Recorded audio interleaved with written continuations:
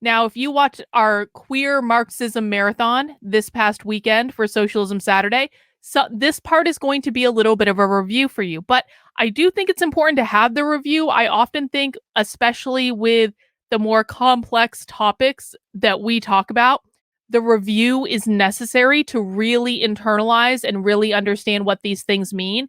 And I got to tell you, Socialism Saturday this weekend, although it was quite literally, we watched 5 hours worth of queer Marxism because I'm that insane. We were going to watch 7 hours worth of queer Marxism. I cut it down to five.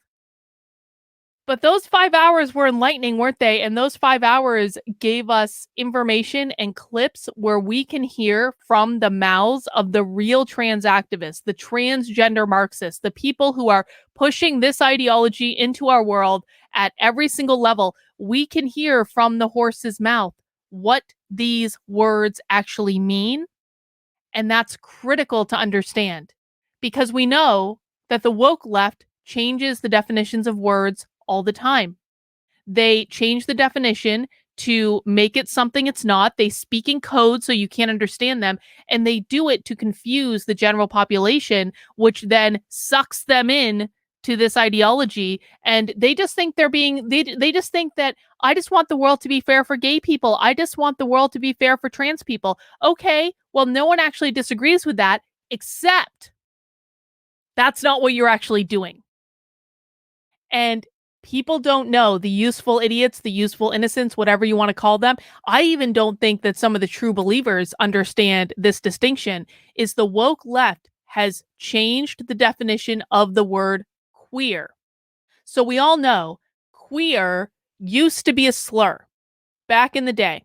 If you called someone queer, it was not a good thing. You were calling them, usually was used on men. You're calling them gay, effeminate. It was used as a gay slur essentially. And so for a long time, queer was thought of as a gay slur.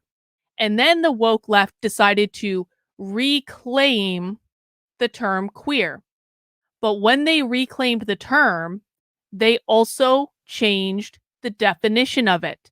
But they didn't tell anyone this is not a definition you're going to get in the dictionary. This is not a definition that I think many people on the woke left can even articulate.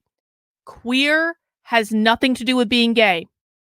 Queer has nothing to do with who you sleep with.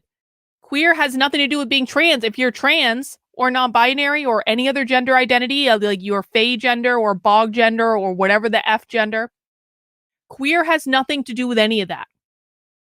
When the real trans activists are talking to each other, when they don't think any of us are listening, they use the term queer to describe an act of political rebellion against the system.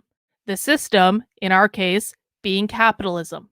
Because I think a lot of people have wrapped their head around the idea that the term white supremacy, whiteness, racism, it doesn't actually have anything to do with race, right? It has to do with capitalism. Every single time the woke left says white supremacy, white supremacist, all these things, they're talking about capitalism. They're not talking about skin color. That's why someone like a Byron Donalds or a Larry Elder or Tim Scott, these very, very, very black men, that's why they can be considered white supremacists or the face of multiracial white supremacy, as I think the LA Times has said it, the Washington Post has said it, NPR has had headlines like that.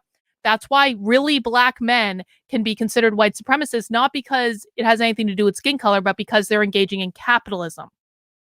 Okay? So we know that. But what I think a lot of people don't understand is they changed the definition of queer to mean a political act of rebellion against capitalism. And that makes sense, right? Because the four goals of the woke left are always and forever the same. Gain as much power as possible, destabilize the system, attack capitalism, usher in their Marxist utopia. And guess what? And Barefoot in Alaska, I don't mean to make fun of you. That's not my intention. So I hope you'll take this in the spirit in which it is. The left right now is tricking the right to attack capitalism. This is a trick. I didn't wrap my head around this fully until like 2 hours ago. All of this stuff with ESG It is to trick the conservative right into rebelling against capitalism.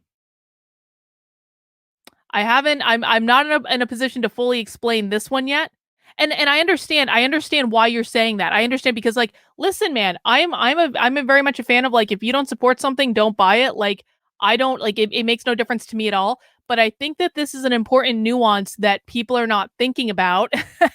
And Barefoot in Alaska, I didn't think about it until a couple hours ago. So we're on the same page, okay? Don't I again like I don't mean it as a personal knock or personal attack.